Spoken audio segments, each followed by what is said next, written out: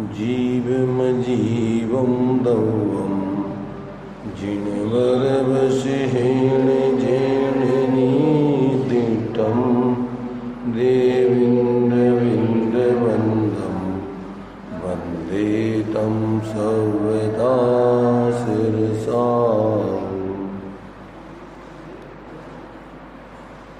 द्रव्य संग्रह जी अपन स्वाध्याय में दोपहर की प्रारंभ कर रहे हैं। ये नेमिचंद सिद्धांति देव इस ग्रंथ के कर्ता हैं और ये ग्रंथ संक्षेप में होने पर भी इसमें आत्मकल्याण करने के लिए जितनी बातें समझना जरूरी है उनको बहुत ही सुंदर तरीके से निश्चय व्यवहार की शैली में स्पष्टीकरण किया गया है। कहीं पर किसी जीव को कोई भ्रम न हो विवक्षाओं को समझने में, इसलिए आचार्य देव ने सारी विवक्षाओं को बहुत सुंदर तरीके से खोलकर जीव का हित किस तरीके से हो सकता है इसके लिए इसमें 3 अधिकारों में पूरा विषय समेट लिया है। जैसे भेड़ाला को माने एक प्रकार से जनागम का सरल भाषा में समझने के लिए अध्यात्म की दृष्टि से एक छोटा सा ग्रंथ होने पर भी बहुत ही सारे ग्रंथों का सार उसमें लेकर के दौलत राम जी ने समेटा है।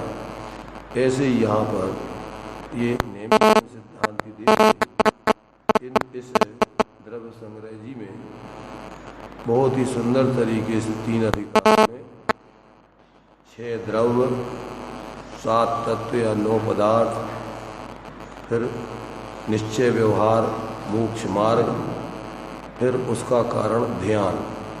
तो उस ध्यान का स्वरूप,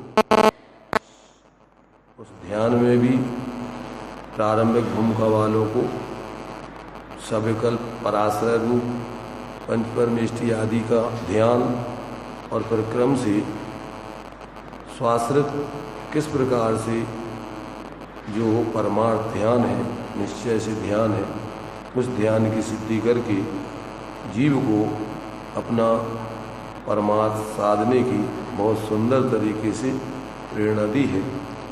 यहाँ 58 गाथाएं हैं कुल और बहुत ही इसमें सरल शब्दों में, वैसे तो पहले इन्होंने जो द्रव्य संग्रह का लेखन किया था वो और भी संक्षेप में बनाने का प्रयत्न किया था।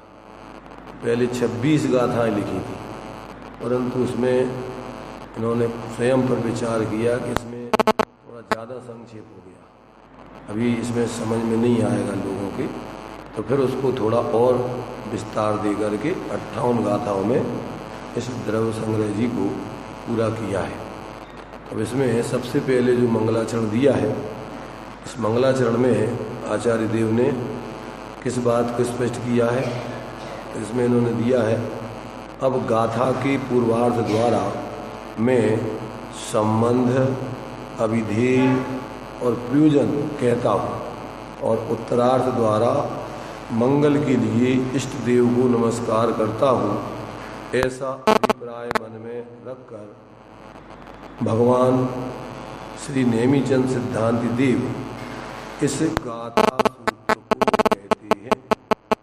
ये टीकाकार ने इस प्रथम गाथा की टीका के पूर्व में उसका जो है भाव लिखते हुए ये बात बतलाई कि नेमिचंद सिद्धांति देव को इन्होंने क्या है बहुमान देते हुए एक प्रकार से पंचपरमेष्टि को भगवान माने विशेष आदर सत्कार देते हुए ब्रह्मदेव सूरी ने और इस गाथा की टीका करने के लिए प्रतिज्ञा की है। इसमें नेमिचंद सिद्धांति देव ने देखिए क्या लिखा है कि जीव मजीवम दव्वम, जिणवर वसहीण जीर्ण नितिष्ठम में अर्थात नेमीचंद सिद्धांति देव जिस जिनवर वृषभ ने जीव और अजीब द्रव्य का वर्णन किया है, उस देवेंद्रों के समूह से वंद्य तीर्थंकर परम देव को सदा मस्तक द्वारा नमस्कार करता हूँ। इसमें सबसे पहले जो भगवान जिनेंद्र तीर्थंकर देव हुए हैं उनको स्मरण करके, और ये ग्रंथ में संक्षेप में पहले काय का वर्णन किया जाएगा। जीव और अजीव दो प्रकार के द्रव्य इस लोक में विद्यमान हैं, उनका वर्णन करूँगा, ऐसी प्रतिज्ञा की है। तो जीव और अजीब कह देने पर वैसे इस विश्व का संक्षेप में सब कुछ आ जाता है। क्या आ जाता है? जीव और अजीब कह देने पर इस विश्व में जो कुछ भी है वो सब आ गया। अब उसी को यहाँ पर विस्तार करके फिर स्पष्टीकरण किया जाएगा। और जीव के कितने भेद हैं, फिर किस किस तरीके से उनको समझाया जा सकता है या समझा जा सकता है, और अजीब के कितने भेद हैं, फिर उनकी किस किस प्रकार की अवस्थाएं होती हैं, फिर उन अवस्थाओं में जीव की अवस्था कौन सी अवस्था संसार का कारण है, संसार रूप है, और कौन सी अवस्था मोक्ष मार्ग रूप है, मोक्ष का कारण है, कौन सी अवस्था मोक्ष रूप है, ये सब विस्तार में इसका वर्णन करेंगे। तो टीकाकार जो ब्रह्मदेव सूरी हुए हैं, इन्होंने भी बहुत ही मार्मिक ये टीका लिखी है। और टीका में जो है संक्षेप में नेमीचंद सिद्धांति देव ने तो इस गाथा में इतना ही कहा है कि जीव और अजीब ये दो जाति के द्रव्य भगवान जिनेंद्र ने कहे हैं। और वो जिनेंद्र भगवान कैसे हैं? देवों के इंद्रों के समूह से बंधित हैं। देविंद बिंद बंधम, देवों के इंद्रों के द्वारा वंदित, ऐसे वो जिनेंद्र भगवान सदा काल हम उनको मस्तक झुकाकर नमस्कार करते हैं। ऐसा उनका बहुमान करके और इस ग्रंथ का प्रारंभ किया। अब टीका में इसी बात का स्पष्टीकरण ये करते हैं कि बंदे इत्यादि पदों का ये क्रियाकारक संबंध से पद खंडना रूप से व्याख्यान किया जाता है। जो स्पष्टीकरण होता है, खुलासा होता है गाथाओं का, तो दो प्रकार से किया जाता है। एक होता है खंडान्वय रूप अर्थ, खंडान्वय रूप अर्थ। खंडान्वय और दंडान्वय क्या होता है?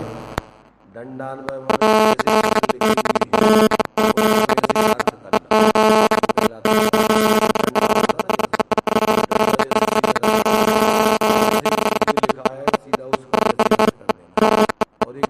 खंडान्वय रूप अर्थ होता है, उसका जहां से जो अर्थ बैठता है उस शब्द को पहले लेना और पहले लिखा हो जाए, परंतु उसका सही नहीं निकल रहा हो तो उसको पहले अर्थ नहीं लिखना, जहाँ उसका सही अर्थ निकले उसको वहाँ अर्थ करना। तो यहाँ उसी रूप में अर्थ किया गया है, पद खंडना रूप से इसका अर्थ किया गया है। पद खंडना रूप जिस तरीके से उसका सही अर्थ निकले, जहाँ से शब्द होगा वहाँ से उसको तोड़ करके और निकालना। तो यहाँ सबसे पहले क्या लिया है कि बंदे गाथा में तो लिखा है जीव में दब्बम जड़वर सेन जीर्ण निर्दिष्टम देविंद विंद बंदम, लिया है बंदम बंद्यम और बंदे तम शब्ददा से। ऐसे उन भगवान की बंदी, तो यहाँ बंदी से चालू किया है। पद खंडना रूप में पद खंडना रूप अर्थ है, सबसे पहले क्रियाकारक संबंध से पद खंडना रूप से व्याख्यान किया जाता है। बंदे देगा? एक देश शुद्ध निश्चय नय से स्वयं शुद्ध आत्मा यानी निज शुद्धात्मा की आराधना जिसका लक्ष्य है अर्थात स्वरूप है, भाव इष्टवन द्वारा तथा असद्भूत व्यवहार नय से वचन रूप द्रव इष्टवन द्वारा नमस्कार करता हूँ।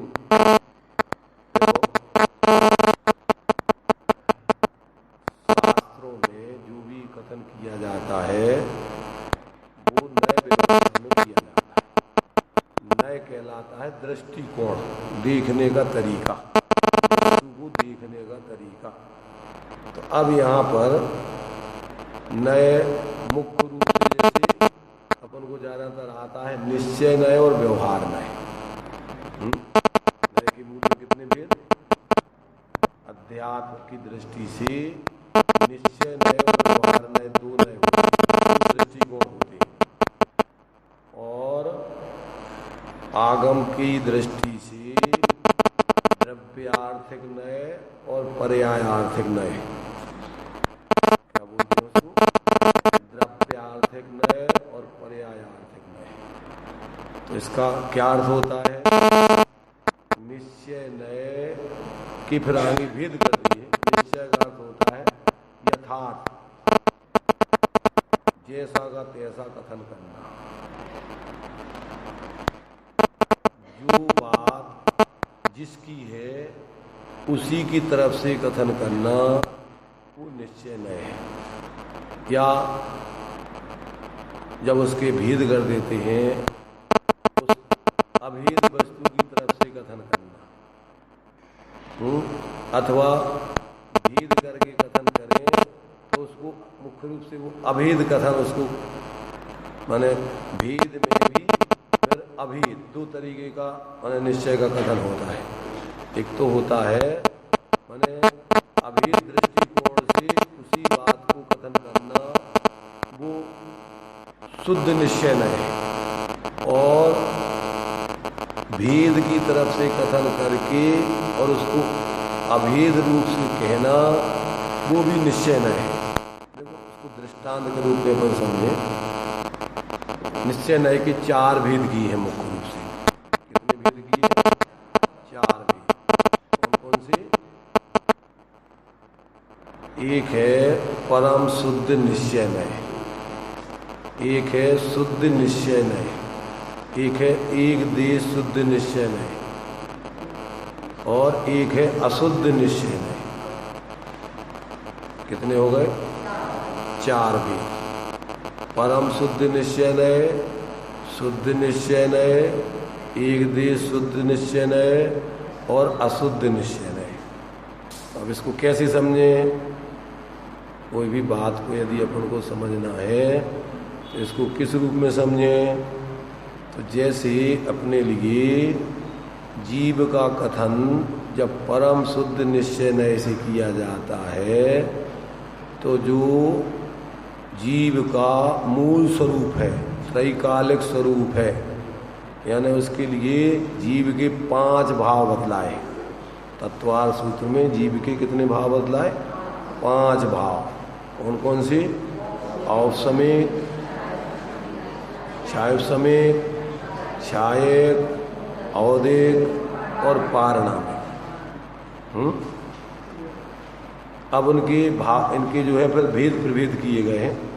यानी इसमें जो है औदिक भावों के कितने भेद हैं, औपसमिक भावों के कितने भेद हैं, औदिक भावों के कितने भेद हैं, क्षायक भावों के कितने भेद हैं, पारणामिक भावों के कितने भेद हैं। अब ये आगे इसके खुलासा चलेंगे। इसमें जो है जो जीव का त्रैकालिक स्वरूप होता है, जैसे जीव का जो है पारणामिक भाव जिसको अपन बोलते हैं, उस पारणामिक भाव के 3 भेद किए। जीवत, भव्यत, अभव्यत। कौन कौन से? जीवत, भव्यत, अभव्यत। और पारणामिक भाव क्या है कि पारणामिक भाव कर्म निरपेक्ष भाव। जीव के जो भाव हैं जिसमें किसी पर की अपेक्षा नहीं आती, वो उसकी स्वाभाविक भाव है, वो क्या कहलाते हैं? पारणामिक भाव। तो अब उसमें पारणामिक भाव में जैसे जीव का जीवत्वपना है, चैतन्यपना है, तो उसमें कर्मों की अपेक्षा नहीं आती। तो कर्म चार भाव जो बतलाए हैं, औदिक, औपसमिक, क्षायपसमिक, छायक, इसमें काय की अपेक्षा आती है? इसमें कर्मों की अपेक्षा आती है। कर्मों की अपेक्षा माने जो भाव कर्म की उदय से होते हैं, उदय पूर्वक होते हैं, वो औदिक भाव कहलाते हैं। जो भाव कर्म के उपसम पूर्वक होते हैं, वो औपसमिक भाव कहलाते हैं। जो भाव कर्म के क्षयोपसम पूर्वक होते हैं, उन्हें क्षयोपसमिक भाव कहते हैं। और जो भाव कर्म के क्षय से होते हैं, क्षय पूर्वक होते हैं, वे क्षायक भाव कहलाते हैं। और जो पारणामिक भाव है उसमें किसी कर्म की अपेक्षा नहीं, वो स्वाभाविक भाव है। जैसे जीव का जीवत्वपना है, जानना देखना है, तो वो किसके कारण, किस कर्म के कारण से है? तो वो किसी कर्म के कारण से नहीं, वो कैसा है? जीव का स्वाभाविक है, वो कर्म निरपेक्ष भाव है। तो वो जो है चैतन्यपना, जीवत्वपना, तो वो जीव का कर्म निरपेक्ष अनादि अनंत भाव है, जिसको अपन द्रव्य स्वभाव कहते हैं। जैसे छह द्रव्य है, तो छह द्रव्य किसी कर्म के कारण से या किसी परिस्थिति से नहीं है, वो तो स्वाभाविक हैं, वो अपने कारण से ही हैं। तो ऐसे जो जीव के माने जीवत्वपना है, उसका द्रव्यपना है, वो जीव का कर्म निरपेक्ष स्वाभाविक है। और जीव के जो चार भाव होते हैं, जैसे मान लीजिए औदिक भाव है, तो औदिक भाव कौन से? एक गति, जैसे जीव के औदिक भावों के 21 भेद किए, तो 21 भावों में जैसे मान लीजिए गति है, सबसे पहले गति, चार गतियां हैं, मनुष्य गति, देव गति, त्रियंच गति और नरक गति। तो ये काय के कारण से? इसमें गति नाम कर्म के उदय से ये जीव को गतियां मिलती हैं। कैसे मिलती हैं? गति, ऐसा कर्म जीव बांधता है जिससे उसको इस प्रकार की मनुष्य गति आदि में उसका जन्म होता है। तो ये कर्म सापेक्ष भाव है। आत्मा में जैसे मान लीजिए जो क्रोधादिक भाव हो रहे हैं, कसाय के भाव, जैसे गति कसाय, ये कसाय के भाव, ये कसाय के भाव जीव के स्वाभाविक नहीं, कैसे हो रही है? ये चारित्र मोह कर्म का उदय में जुड़ने से जीव के ये क्रोधादिक भाव होते हैं। तो ये कहलाते औदिक भाव। कर्म के उदय में जो जीव की अवस्थाएं होती हैं वे औदिक भाव कहलाते हैं। इसी प्रकार से औदिक भाव के बाद औपसमिक भाव। तो औपसमिक भाव में जो कर्म के उपसम से, जैसे सम्यक उपसम सम्यक थे, उपसम चारित्र है, तो ये जब जीव वेद विज्ञान करके और अपनी स्वरूप साधना की तरफ उन्मुख होता है, तो जो मिथ्यात्व कर्म का उपसम हो जाता है। उपसम माने क्या?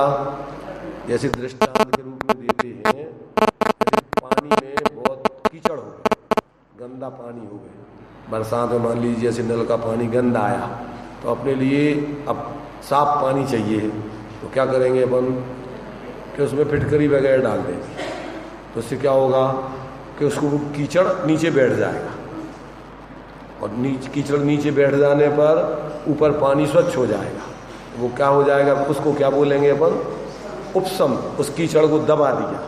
तो ऐसे ही अपने परिणाम विशेष के माध्यम से जो कर्म के उदय से परिणामों में मिथ्यात्व आदि के भाव हो रहे थे, उसको परिणाम विशेष से अपन ने क्या किया? दबा दिया, उदय में नहीं आने दिया।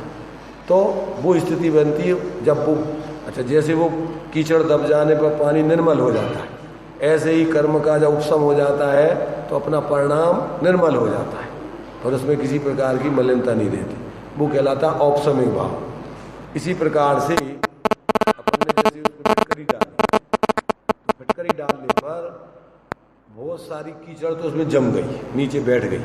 अभी छोटे छोटे से मिट्टी के कण या उसमें जो धूली आदि के कण क्या है उसमें इतरा रहे, वो क्या हो गया, कुछ क्षय माने उसका माने मोटे मोटे कीचड़ के वो दाने उसमें बैठ गए और थोड़े थोड़े से वो दाने उसमें क्या है पानी के इतरा रहे, उसको बोलते हैं क्षयोपशम। क्षयोपशम माने सर्वघाती, अपना शास्त्रीय भाषा उसको बोलते सर्वघाती स्पर्धकों का उदयाभावी क्षय। जैसे वो कीचड़ का दृष्टांत दे रहा है ना कि उसको मोटे मोटे कीचड़ के वो नीचे बैठ जाना, तो जो आत्मा की गुणों की अवस्थाओं का पूर्ण विघात करती है या मलिनता करती है, ऐसे कर्मों का तो बैठ जाना, शांत हो जाना, उदय में नहीं आना, उपशम हो जाना।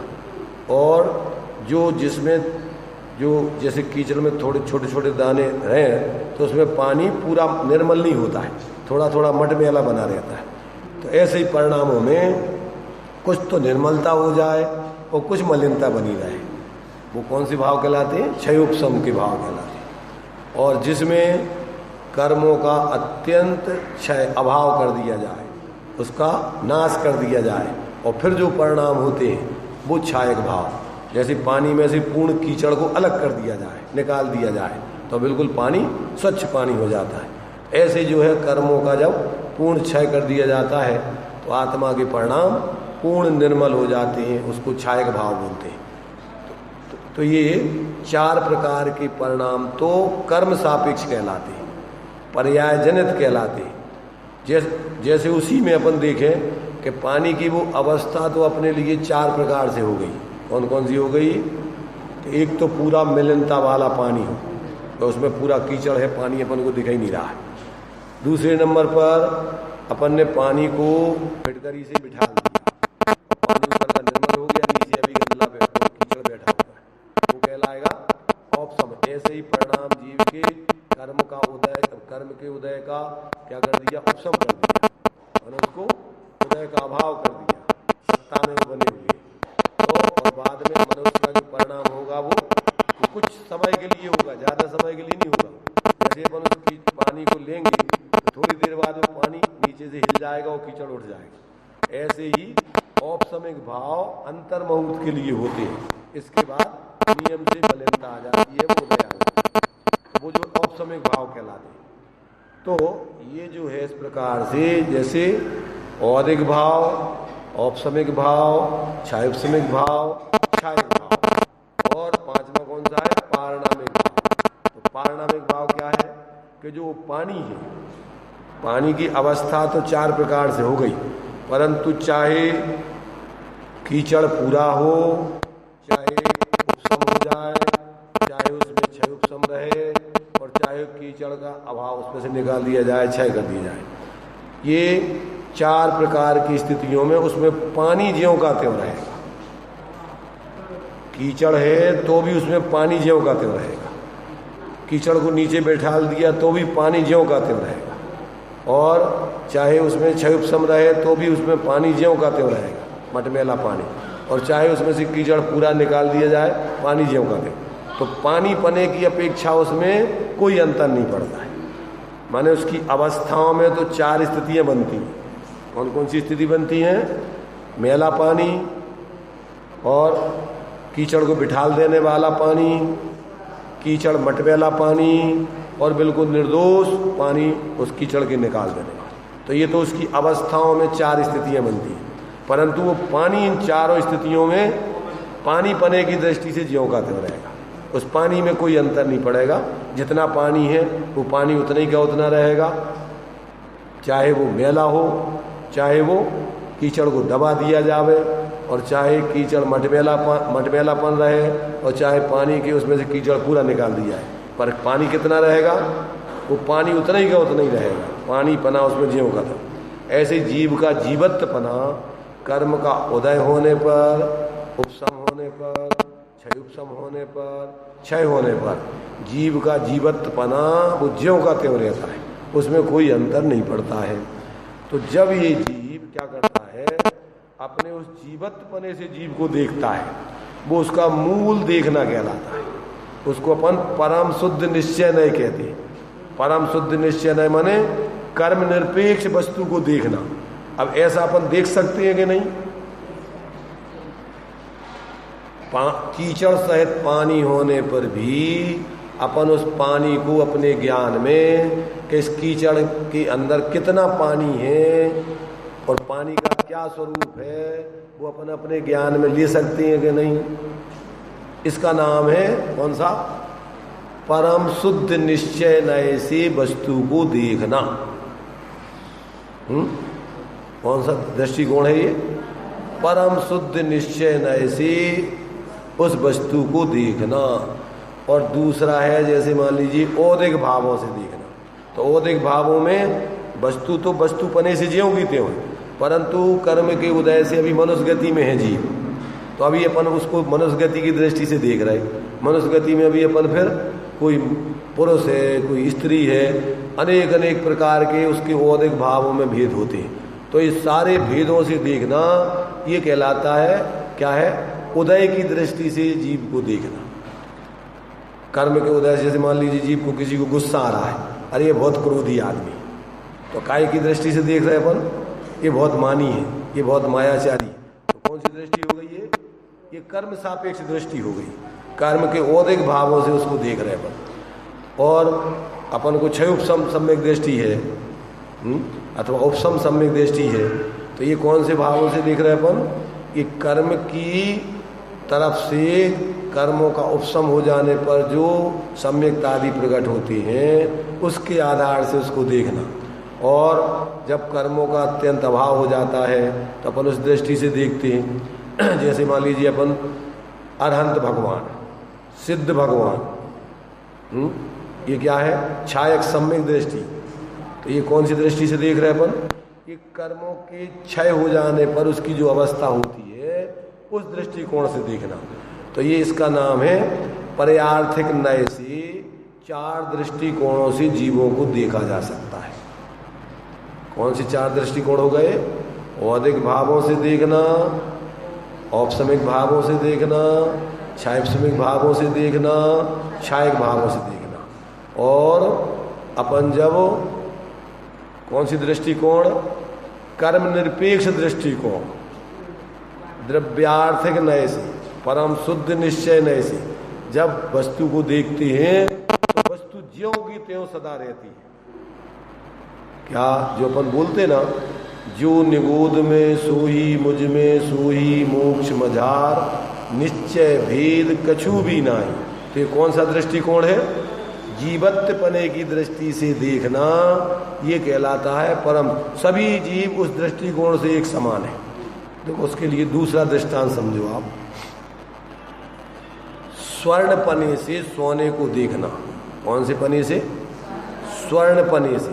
तो स्वर्ण पने से में जैसे किसी के पास सोना है, ठीक है ना, अब सोने में अपन उसको कितने प्रकार से सोने को ले लें कि एक तो अपन ऐसा ले लें कि स्वर्ण पाषाण वाला सोना लें। स्वर्ण पाषाण जानते ना, खदान में से जो पत्थर निकलता है सोने का, जिसमें से सोना निकलता है, वो स्वर्ण पाषाण वाला सोना है। दूसरा अपन ले लें कि उसमें से अपन ने स्वर्ण पाषाण में से उसकी कुछ शुद्धि कर ली, माने उसमें से अपन ने क्या है कि 5 कैरेट वाला सोना उसमें से अभी उतनी अशुद्धि दूर कर दी।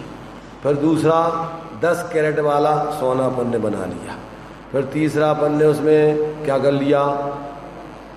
15 कैरेट वाला सोना बना लिया। और फिर अपन ने चौथे नंबर पर कितने? 24 कैरेट का होता है 24 कैरेट का सोना निकाल दिया। तो अब उसमें अपन उस सोने को इतना इतना शुद्ध बोलेंगे। कौन सा? 5 कैरेट वाला सोना इतनी शुद्धि हो गई, 5 माने उसमें इतने इतने शुद्धता सोने में प्रकट हो गई। 10 कैरेट वाले में उतनी शुद्धता प्रकट हो गई, माने उसकी गंदगी संयोग दूर कर दिया गया। 15 कैरेट वाले में इतना सोना शुद्ध कर दिया। और 24 कैरेट वाले सोने को पूर्ण रूप में उसके माने जो संयोग थे, जो सोने को आवृत करने वाले, उनको दूर कर दिया।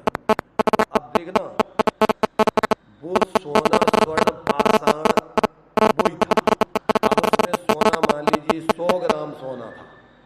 किसमें? जो स्वर्ण पाषाण था उसमें 100 ग्राम सोना था। अब जब वो स्वर्ण पाषाण है तो भी उसमें 100 ग्राम ही सोना है, और जब उसमें 5 कैरेट की क्या है शुद्धता प्रकट कर ली तब भी वो 100 ग्राम ही सोना है, और जब उसमें 10 कैरेट की शुद्धता प्रकट कर ली तो भी उसमें 100 ग्राम ही सोना है, और जब 24 कैरेट का सोना उसमें से निकाल दिया तब भी वो सोना कितना है, उतना ही का उतना। पर व्यवहार में अपन उसको शुद्धता के आधार पर मूल्यांकन करते हैं।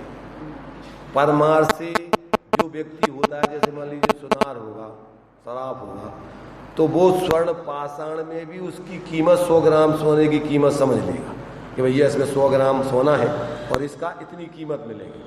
अब चूंकि जब उसको प्रकट कर लेंगे व्यवहार में उसको काम में ले पाते, और यदि उसको शुद्ध नहीं करेंगे तो वो स्वर्ण पाषाण वाला सोना, अब वो अशुद्ध सोना है, वो अपन को लोग व्यवहार में काम में नहीं आता है। ऐसे ये जीव जो है क्या है, जीवत्वपने की दृष्टि से तो सभी जीव एक समान है। जैसे वो सोना स्वर्णपने की अपेक्षा तो कैसा है, चाहे वो स्वर्ण पाषाण में हो, चाहे एक देश शुद्धता हो गई हो और चाहे पूर्ण शुद्धता हो गई हो, उसमें क्या होगा, वो सोना उतना ही का उतना रहेगा, उसमें कमी बेसी नहीं होगी। उसकी अवस्था में ये शुद्धता प्रकट होगी, माने जो संयोग है उस संयोग की दृष्टि से उसका अभाव करके और उस सोने की अवस्था में शुद्धता प्रकट होगी, परंतु जो सोना द्रव्य है उसमें जितना सोना है वो कितना रहेगा, उतना का उतना ही रहेगा। तो ऐसे ही जीव की स्थिति है कि जीव ये द्रव्य पने से जो द्रव्य है ना, जीव द्रव्य उतना ही का उतना रहता है सदा। संसार दशा में रहने पर भी जीव कितना रहता है, जीव पूरा का पूरा अनंत गुण धर्म वाला रहता है। अब उसकी पर्याय में भले ही वो अपने उस जीव को अंदर में समझ नहीं पा रहा है, जैसे अभी अज्ञान दशा है, तो अभी तो अपन इस असमान जाति द्रव्य पर्याय में कर्मों के उदय की सापेक्षता में अभी क्या हो रहा है, अपने को भूला हुआ है जीव, और अपने को क्या मान रहा है, देह जीव को एक गिने वैरातम तत्व मुधाए। तो अभी तो अपने लिए अज्ञान दशा में अपने को जीव जानते ही नहीं। क्या जानता है, अपने को शरीर रूप अनुभव करता है, या फिर संयोगों की तरफ से अपने को अमीर गरीब, या फिर कर्म के उदय में पुण्य पाप के उदय में अपने को अपन छेड़ाला पड़ते, मैं सुखी दुखी में रंग के राव, मेरे धन ग्रह गो धन प्रभाव, मेरे सुततीय में सबल दी, बेरूप सुभग मूरख प्रवीण, तन उपजत अपनी उपज जान, तन नसत आप को नास मान। अब ये सातों तत्वों की भूल दी है, राग आदि प्रगट जी दुख देन तिन्हीं को सेवत गिनत चैन। ये क्या है, अभी तो अज्ञान दशा में मिथ्या दशा में जो इसका मूल स्वरूप नहीं है, जो ये जीव है अपने को जीव तो नहीं मान रहा है, और अपने को क्या मान रहा है, शरीर आदि राग आदि सुख दुख पुण्य पाप के उदय से सुखी दुखी आदि, ये सब कौन के विचार दिए, उसमें एक अज्ञानी मिथ्या दृष्टि के विचारों का खाका है। कौन सा, जो छेड़ाला में अपन पढ़ते ना, कौन सा, मैं सुखी दुखी में रंग कराओ, मेरे धन ग्रह गो धन प्रभाव। तो ये सारी चीजें तो जीव से अलग है, शरीर आदि है, अलग का मतलब ऐसी अलग नहीं जैसे दूसरी, और दूर अलग रहने वाली चीजों में भी वो तो उससे अपना मूल्यांकन कर रहा है। जैसे मान लीजिए अपने को अमीर गरीब मान रहा है, तो अमीर गरीब कैसे हो गया, रंग के राव बोला ना, रंग के राव, तो रंग के माने गरीब और राव माने अमीर बड़ा आदमी, तो कैसे बन गया ये, कैसे मानती है, कैसे होता अमीर गरीब, बाहर के संयोगों से। जिसके पास बढ़िया रुपया पैसा है, गाड़ी बंगला है, बाहर का ठाट बाट है, तो वो अपने को क्या मानता है, वो मानता है कि हम बहुत अमीर हैं, ऐसी बात है। तो अब ये जो है ये कौन सा, इन संयोगों में अपनापन करके और उस रूप अपने को अनुभव करना, ये कौन सी मान्यता है, ये मिथ्या मान्यता है। ये मिथ्यात्व कर्म के उदय में जुड़कर और जीव अपने को इस प्रकार की विपरीत मान्यता करता है। अब ये संयोग तो तुम्हारे देखो संयुक्त सदा एक से रहते नहीं। अपन पढ़ते ना कि पुण्य उदय जिनके तिनके भी नाई सदा सुख साता, यह जगवास यथारथ देखो सभी ये दुखदाता।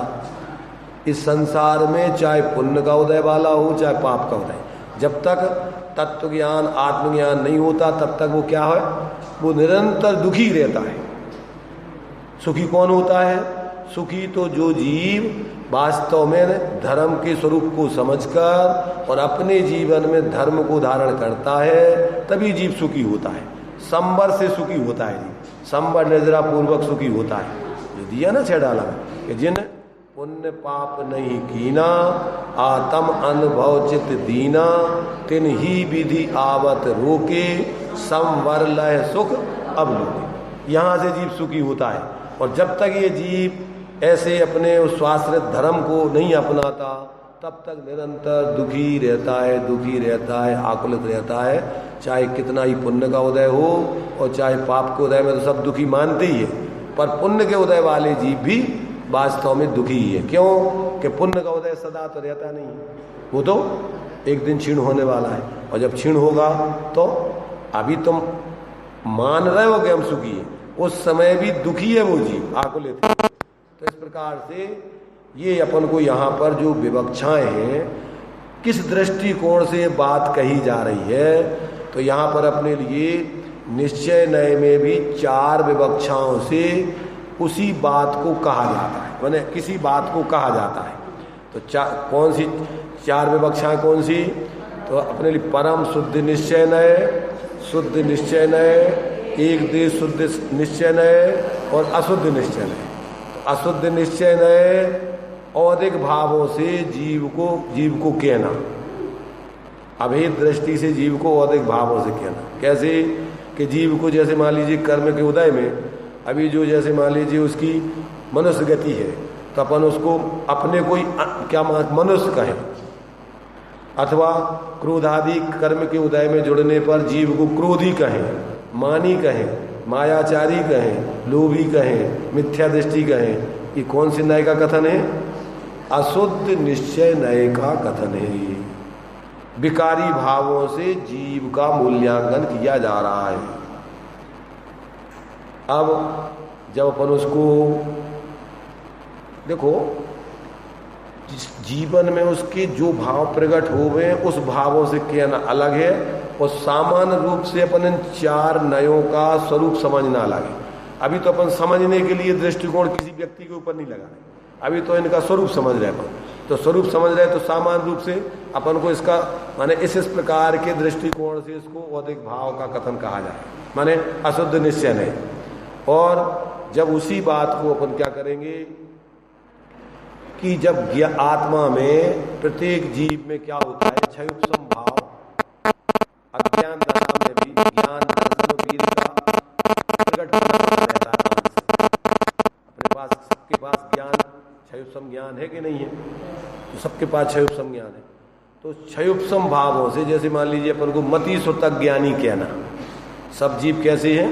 संसारी सारे जीव जितने भी होते हैं वो मति सुतक ज्ञान के बिना कोई नहीं होता है। 2 ज्ञान सब जीवों के पास पाए जाते हैं। तो ये क्षयोपम भाव वाले जीव है। तो ये जो है इसको अपन जो है अभेद रूप से जब निश्चय कथन करेंगे तो ये मति सुतक ज्ञानी कौन से का कथन है? ये अशुद्ध एक देश शुद्ध। वैसे तो देखो जब अपने लिए मोक्ष मार्ग की एक तो सामान्य कथन में क्षयोपम भाव की दृष्टि से सामान्य से, और एक जब जीव मोक्ष मार्ग में चलता है तो वो क्षयोपम सम्यक दृष्टि बन जाए, एक देश पंचम गुण स्थान में पहुंच जाए अथवा मुनिराज की अवस्था में पहुंच जाए, तो क्षयोपम भावों के 18 भेद तत्वार सूत्र में बतलाए। कितने बतलाए? ज्ञान दर्शन। तो कितने ज्ञान? ज्ञान अज्ञान दर्शन, तो 4 ज्ञान। क्षयोपम भाव में ज्ञान कितने? 4 ज्ञान, मति ज्ञान, सुतक ज्ञान, अवधि ज्ञान, मनापरय ज्ञान। ये क्षयोपमिक भाव कहलाते हैं। और 3 अज्ञान, कुमति ज्ञान, कुश्रुत ज्ञान, कुअवधि ज्ञान, ये भी क्षयोपमिक भाव है। और 3 दर्शन, कौन कौन से? छायुपसमिक भाव है। तो कितने हो गए? 10। और 5 लब्धियां कौन सी? दान, लाभ, भोग, उपभोग, वीर। ये जीव का इनका क्षयोपशम बना ही रहता है। तो ये 5 लब्धियां कितने हो गए? 15। और क्षयोपशमिक सम्यक और देश संयम और सकल संयम कितने हो गए? 18 भेद। ये क्षयोपशमिक भाव के होते हैं। तो अब इन क्षयोपशमिक भावों से अभेद करके जीव को क्या ना, देशवृत्ति, महावृत्ति, ये क्या है? जीव को माने जो उसके जीवन में साधना करने पर एक देश शुद्धता प्रकट हुई है, उसके आधार से जीव को कहना, ये क्या कहलाता है? एक देश शुद्ध निश्चय न ऐसी कथन। और जब कर्म का पूर्ण क्षय हो जावे और उससे जीव को उसके माध्यम से जीव का कथन करना, वो कहलाता है शुद्ध निश्चय नय का कथन। इसको साक्षात निश्चय नय भी कहते हैं, शुद्ध निश्चय नय भी कहते हैं। तो इसके माध्यम से अपन छायक सम्यक दृष्टि और अरहंत दशा वाले जीव, सिद्ध जीव, अरहंत जीव, छायक सम्यक दृष्टि जीव, ये कौन सा कथन हो गया? छायक भावों से अभेद करके कथन करना, तो ये शुद्ध निश्चय नय वाला कथन हो गया। और जीवत्व भाव से सभी जीवों को चैतन्य स्वरूप कहना। सब जीव कैसे हैं? चैतन्य स्वरूप है, ज्ञाता दृष्टा है। ये कौन सा कथन है? सभी जीव, ये तो उनका स्वभाव है, त्रैकालिक स्वभाव, जानन देखन स्वरूप चैतन्यपना, जीवत्वपना। जो जीवत्वपना है ना, तो तत्वार्थ सूत्र में जीवत्व भव्यत भव्यत, ये पारिणामिक भाव है। तो जीवत्व भाव से जीव को देखना, वो क्या है? सभी जीव जीवत्वपने की अपेक्षा एक समान है। कैसे हैं? उसकी अपेक्षा कोई अंतर नहीं है। जीव पने की दृष्टि से कौन से जीव में क्या अंतर है? सब जीव समान है। कौन से दृष्टिकोण है ये? कर्म निरपेक्ष भाव से देखा जा रहा है। कौन सा? पारिणामिक भाव से देखा जा रहा है। तो जीव कैसा दिखेगा आपको? सभी जीव एक समान दिखाई देंगे, उसमें कोई अंतर नहीं। जैसे हमने दृष्टांत दिया था ना, कौन सा? स्वर्ण पने का, कि स्वर्ण पने से सोने को देखने पर सब सोना एक समान रहता है, उसमें कोई अंतर नहीं। भले ही वो अभी संयोग रूप में अशुद्ध है, पर वो सोना स्वर्ण पने से देखो सोने को तो कैसा है? वो पूरा सोना ज्यों का त्यों, उसमें कुछ अंतर नहीं है। तो ऐसा शास्त्रों में जितने कथन होते हैं वो नए विवक्षा के माध्यम से किए जाते हैं। काय के माध्यम से? कौन सा कथन किस विवक्षा से कहा जाता है, अगर उसमें वो नए विवक्षा लगा लो तो कोई झगड़ा नहीं है। और जहाँ नए विवक्षा नहीं समझो तो क्या होगा कि सब झगड़े खड़े, और तुम स्वरूप भी सही नहीं समझ पाओगे। जैसे मान लीजिए जीवत्वपने की अपेक्षा सब जीव शुद्ध बुद्ध एक स्वरूप है, उनके लिए जीवत्वपने की माने जीव द्रव्य को कुछ द्रव्य पने में, जीव द्रव्य तो अनादि काल से अनंत काल तक जीव ही रहेगा ना, कि और कुछ हो जाएगा? जीव कब से है? अनादि काल से। कब तक रहेगा? अनंत काल। किसने बनाया? किसी ने नहीं, कोई ना इसका करता धरता, अमिट अनादि है। भव्यत अभव्यत भी पारिणामिक भाव ऐसे हैं कि जो जीव कभी मोक्ष नहीं जाएंगे, उनकी पर्यायगत ऐसी योग्यता है, वो अभव्य जीव कहलाते हैं। जिनमें मोक्ष सम्यक दर्शन आदि प्रकट करने की योग्यता नहीं है, वे जीव अभव्य है। तो वो अभव्यपना कहाँ से आया? कि वो उनको स्वयं की पर्यायगत योग्यता है, वो है? नहीं भाई, इसके लिए दृष्टांत दिया है। कौन सा? जैसे टर्रू मूंग होती है ना, टर्रू मूंग जानते हैं ना, गोडरू मूंग। तो वो गोडरू मूंग कहाँ से आती है? उन्हीं पेड़ों में पैदा होती है। बहुत कितनी होती है वो? कोई बिरल होती है, कोई दाने ऐसे होते हैं कि वो कितना ही उसको उबालो परंतु पसीजेगी नहीं। ऐसे ही कोई जीव ऐसे होते हैं कि उनमें ऐसे योग्यता होती है कि वो कभी मोक्ष जाने की योग्यता उनमें नहीं है, वे अभव्य जीव। गोडरू मूंग नहीं जानते तुम? उसके लिए हाँ, नहीं पसीजने वाली जो मूंग है वो बोल रहे हैं गोडरू मूंग। हाँ, उसको अपन अगर दूसरे दृष्टिकोण से समझे तो जैसे बांझ स्त्री है, बांझ स्त्री,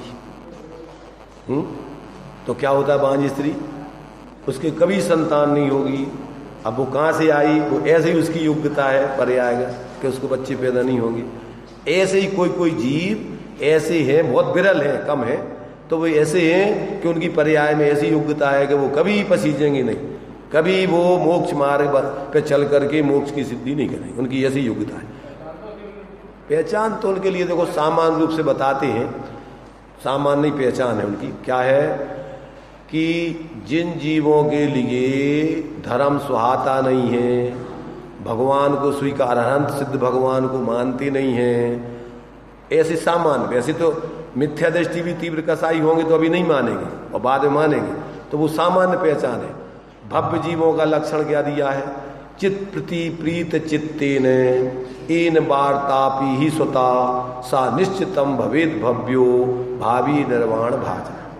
तो क्या दिया कि जिसको अपने चैतन्य स्वरूप आत्मा के स्वरूप को सुनने में अत्यंत रुचि है, प्रसन्नता होती है, अपने आत्महित की बातों को बड़े प्रसन्न चित्त से सुनता है, तो समझ लो कि इसकी होनार अच्छी है, भव्य है, ये मोक्ष जाएगा।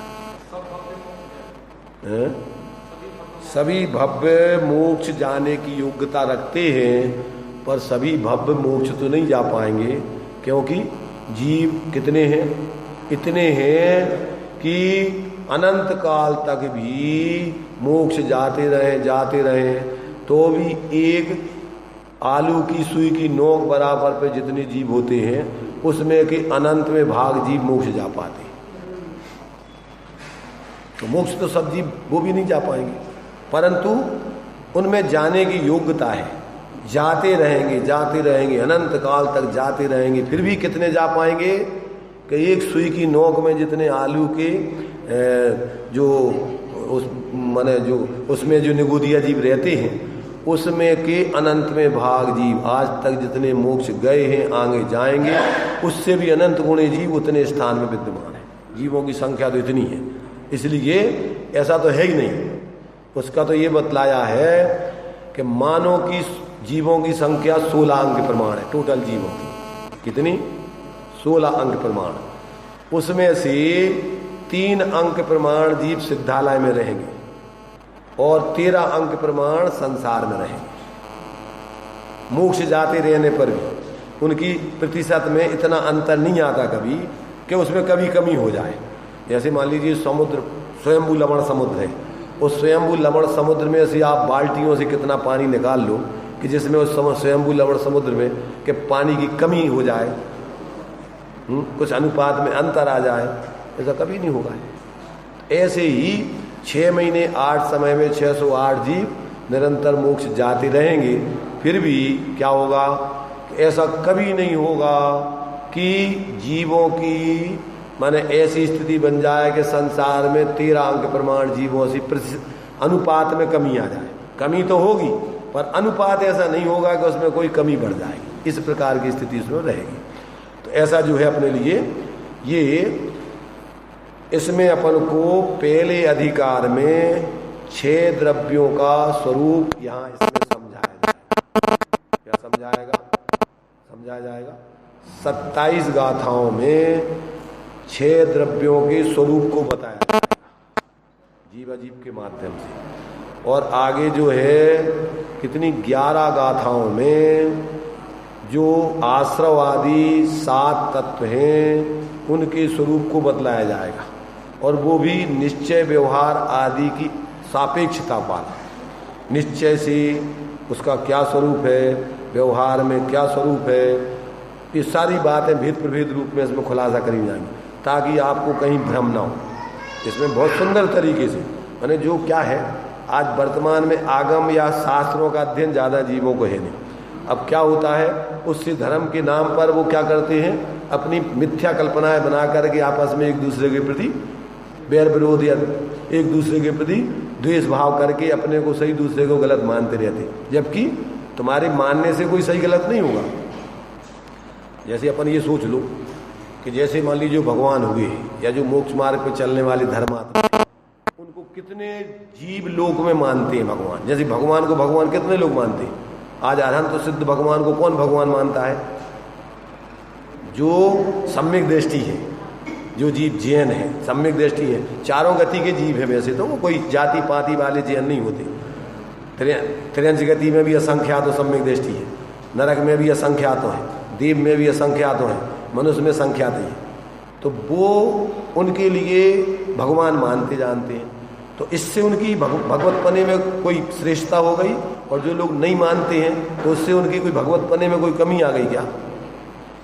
ऐसे जो जीव अपने मन से धर्म को नहीं समझ के अन्य धर्मात्माओं के बारे में या धर्म के बारे में या भगवान आदि के बारे में अन्यथा सोचते रहें, मानते रहें, तो उससे उनको क्या अंतर पड़ता है? तुम्हारी मान्यता गलत है तो तुम उसका परिणाम भोगोगे।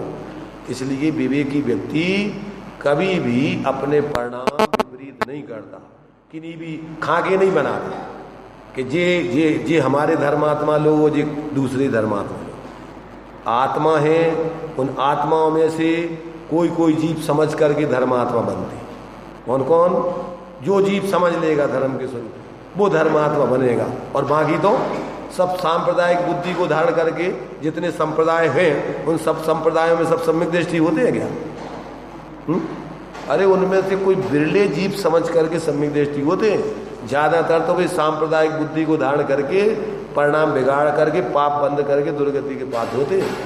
सांप्रदायिक व्यक्ति अपने संप्रदाय को अच्छा मानता है, अपने संप्रदाय वालों को अपना मानता है, और दूसरे संप्रदाय वालों को बुरा मानता है, पराया मानता है। यही क्या है? सांप्रदायिक बुद्धि। धर्मात्मा व्यक्ति की बुद्धि में तो सब जीवों को जीव जानता है, और सभी जीवों से सामान्य से वो प्रेम रखता है। तो पढ़ते प्रेम भाव सब जीवों से, गुणी जनों में हर्ष प्रभु। तो ये धर्मात्मा व्यक्ति की तो ये पहचान है कि वो सब जीवों को पहले जीव जानता है, ये सब जीव है, और वास्तव में जीव पने की अपेक्षा सब समान है। अब ये भूले हैं सिर्फ अपने को। जो जीव अपने को जीव रूप अनुभव नहीं करके शरीर आदि रूप अनुभव कर रहे, संयोगों से अपना मूल्यांकन कर रहे, योगी भावों से मूल्यांकन कर रहे, वो क्या है? वो जीव मिथ्या दृष्टि है। हाँ, जैन धर्म में संकुचित दृष्टिकोण, सांप्रदायिक धर्म नहीं है जैन धर्म। जैन धर्म वैज्ञानिक धर्म है, और जो जीव उस वैज्ञानिकता से धर्म समझता है वो जैन ही है। अब उसमें जाति पाति भी कुछ नहीं।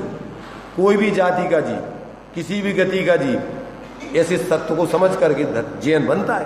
तो इसमें तो कोई जाति नहीं है, जैन धर्म है, और इसको जो समझेगा वस्तु स्वरूप को वो जैन हो जाएगा।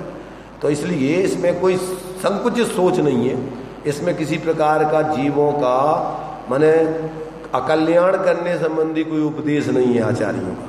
तो ये सारी बातें जब अपन समझ लें कि जीव 2 जाति के अथवा 6 जाति के होते हैं, संख्या में अनंतानंत होते हैं, वे अनादिकाल से हैं। उसमें से जीव क्या है? अपने को भूल करके और मोह ममता को धारण करके दुखी है, और जो जीव अपने को समझ करके और मोह ममता को छोड़ करके समता को धारण करता है, सम्यक दर्शन ज्ञान चारित्र के मोक्ष के मार्ग पर चलता है, वो जीव सुखी हो जाता है।